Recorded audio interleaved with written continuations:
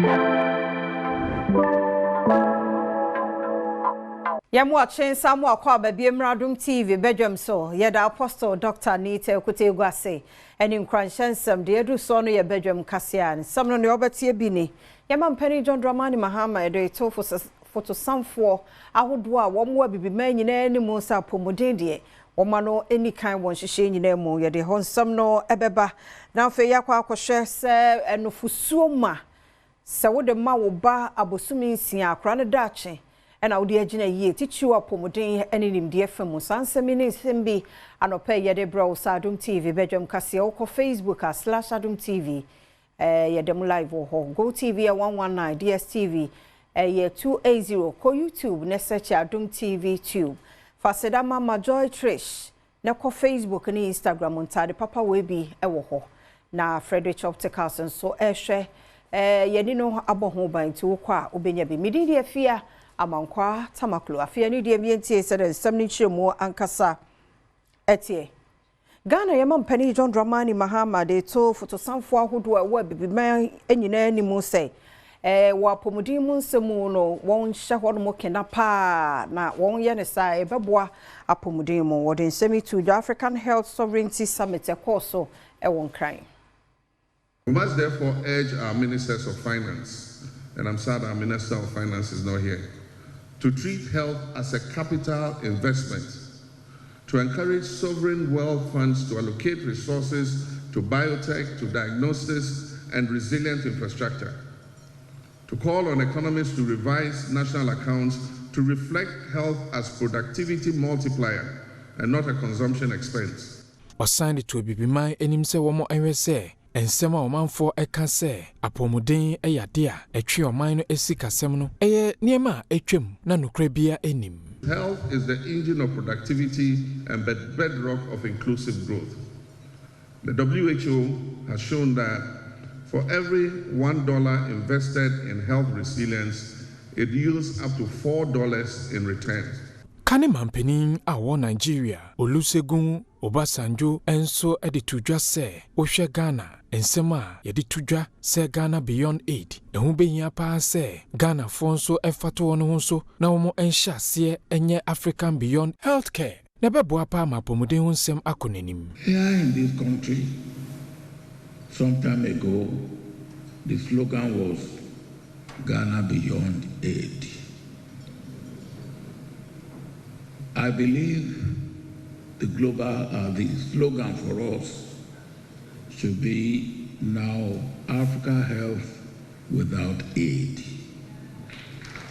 Ga East Municipal Health Directorate and also the one more dafa breastfeeding exclusive. Wode no funsuo nko abosome nsia ema akora no nanumu no nkasa ahodo ekọ mu bi ene sesa wo ma wo ba funsuo nko abosome nsia no akora no daache na wodi agina ye apomuden famu nimde famu Adom TV kase ekọ ho etwaso se pese obi anti asese no funsuo e wo ho faso bebre ma nkwala no and even the process of breastfeeding no or benefit mama no so when say man funsuo a improve development of the child mentally and also bo nkwala no ho by obi e friend antibodies uma akwala no funsuo e fi mama no hoko akwada no ho inti protect akwada ntan yare onko hospital bebre and reduce risk of to say asthma,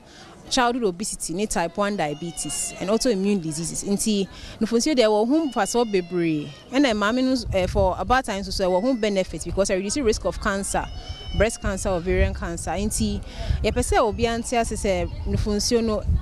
superior chain any other alternative for the first 6 months. Mama for our mom for our bedroom na si bi nso ne Adom kase twetwe nkomo a ensem a odi tu dwa bi enie. To de bia o breastfeed a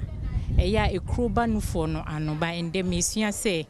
eye the way aye position nufo no ene ye ema ekro no ebem yema nufunsuo no from day 1 hour akora no kosi ne 6 months ma yemfa bibia enka ho afen so eboa ma one akola ne bondi da bi omo kasa no fo nufunsuo no ba koye ensuo ba koye aduane ba ne no mabesua se entesa ne nyina ye adekro na Ekokuma ya wamra shebedwafie mu na de to aban animu se woni won mo bɔhye so a wɔhye ye bra na woni aban mu se kokko akuafo wo betua wo mu kana so obema kokko bottle ba ko bo no aya kono ama akuafo mu nsem eni.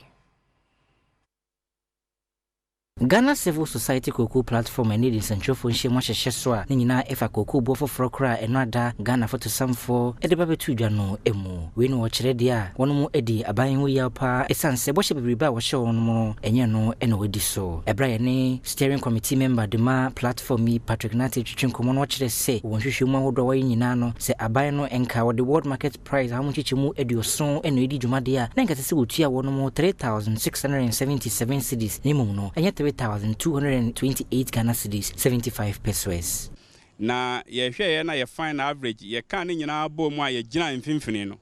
ye hu se the world market price a SS aban no de ma ye no eye $8,200 per ton. Nti so mo ka kire ye se wo mo the current dollar rate a eye 10 cedi 25 pesos and e dey calculation ni dia and ye se o de sa sika no ye nkonta no a 8,200 no de ye nkonta no a sika yes ye nya no 70% no esese ye nya 3,677 Ghana cedis. Enwechi no chairperson de ma Kokuma Cooperative Union Letitia Yankee enso ekasa to just say scholarship no de me person be kan say enka no de na ye de ma secondary school for no ye say farmers ward yanka say kuani ne banko a wo faase wunua ba ne ade ka ho na de ye pese cocoa board ye ne say scholarship no ba biemu a ye som Nemum omuma omu eni echire. Fache sekokuma de no a fa koko ho no ye nyamre wo nemum de wuti ye Ghana Civil Society Cocoa Platform won sama wo kanu bi enono na yento so President Dema Asunafo North Cooperative Cocoa Farmers Union nana sapon Emmanuel de ade se na eto akuafo a wa hafo enim ni chichu no cocoa fo no se won hwa no wantwa wanfa cocoa no amfa kwati kwan bi so anko ba bi anase won mo nsase no wanyemu ama illegal miners te bona anko suru be se 6,000 60 million o mun tom cocoa afi biskra se o mun dum cocoa ebema galamsefo na omu atukoko no agu nom de yi gold no mesre minuanom koko no asase no ma galamse ni etu a omu asase no de bibia so ema ni ye biem de tos bi ye koko smuggle no eva se o de eko Ivory Coast na Ivory Coast koko no eko soro zezei omu ne lidi are from world leading producers of cocoa. Afi asade ye de akoka wo mo.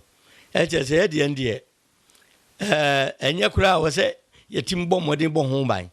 Wa manaso ho o de sreto Ghana ban no se okoko boya sesei no wode aba no adama wonya bibi emfa ho. Na dollar no eso control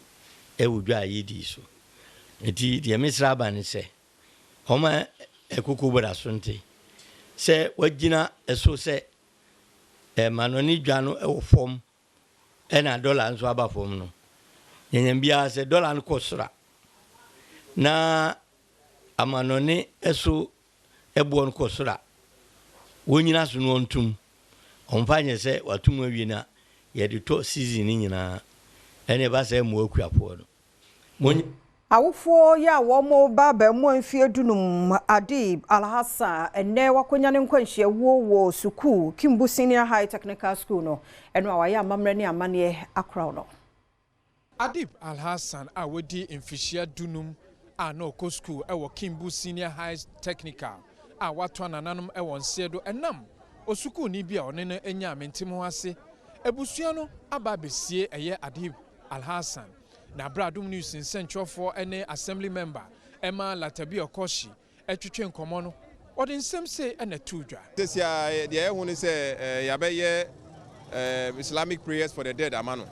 na this year dey no call the final resting place me say ye express say obia nye kam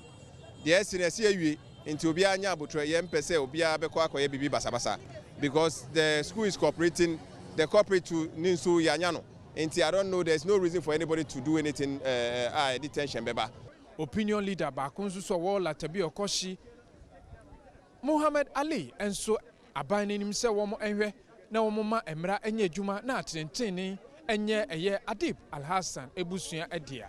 We are in a serious grief for what has happened to our son Adib. I would say that this is very an unfortunate situation and a situation that could have been avoided. What are we going to do as a government? Are we going to just leave this matter to die just like that? Medin at the Prince Owusu Esiedu, Adom News. Ewutu Breku District Court, her ladyship, Ama Amwa Kokwache, eti edwamu de enipa miensa to afiase. Bra owura wanya mfia duosia enum yesisuo se wonmo eneku no ewo gomua akuti obaako nso yama no 50,000 bill se ontua no mfa no honko emunsem eni wekunu da se no kofu abansem nti yo da pose fast we adwuma amoriye omo ne pa se usaka nimu impa mienu ti da pose fast so the yaka bia nsankon na atentene ondeti aban ndi de mranese petu nti aka impa 4 2 omachi 4 but 4 no 2 near amobas bi na nimpa hotel nimpa okuta phone kanwa 4 nti sisia asaka Robert na kasa akafo yende kwan se sabaka ho ma